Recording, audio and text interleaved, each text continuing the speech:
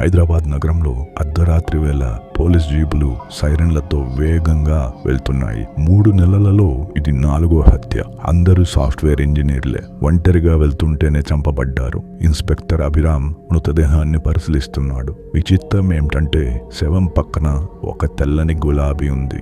దాని రెక్కలపై రక్తంతో నంబర్ 3 రాసి ఉంది. సార్, ఇది సీరియల్ కిల్లర్ పని అని కన్ఫర్మ్ అయిపోయింది అన్నాడు కానిస్టేబుల్ కిరణ్. అభిరామ్ ఆలోచనలో పడ్డాడు. చనిపోయిన ముగ్గురికి ఒకే పోలిక ఉంది. వారంతా ఒకే కాలేజీలో చదువుతున్నారు. ఇప్పుడు 4వ వ్యక్తి కూడా అదే కాలేజీకి చెందినవాడు. అభిరామ్ ఆ కాలేజీ పాత రికార్డ్స్ ను వెతకడం ప్రారంభించాడు. 10 ఏళ్ల క్రితం జరిగిన ఒక సంఘటన అతని దృష్టిలో పడింది. అప్పట్లో ఆకాష్ అనే విద్యార్థి ర్యాగింగ్ తట్టుకోలేక ఆత్మహత్య చేసుకున్నాడు. ఆ రోజు ఆకాష్ ని ర్యాగింగ్ చేసింది 5 మంది. ఇప్పటికే 5 మందిలో 4 చనిపోయారు. 5వ వ్యక్తి ప్రమాదంలో ఉన్నాడు అని ఇన్స్పెక్టర్ అనుకున్నాడు. ఆ 5వ వ్యక్తి వరుణ్. అతను ప్రస్తుతం ఒక స్టార్టప్ కంపెనీ నడుపుతున్నాడు. అభిరామ్ వెంటనే వరుణ్ ఇంటికి వెళ్ళాడు. అప్పటికే అక్కడ కరెంటు పోయింది. లోపల నుంచి కేకలు వినిపిస్తున్నాయి. చీకట్లో ముసుగు ధరించిన వ్యక్తి వరుణ్ మెడపై కత్తి పెట్టాడు.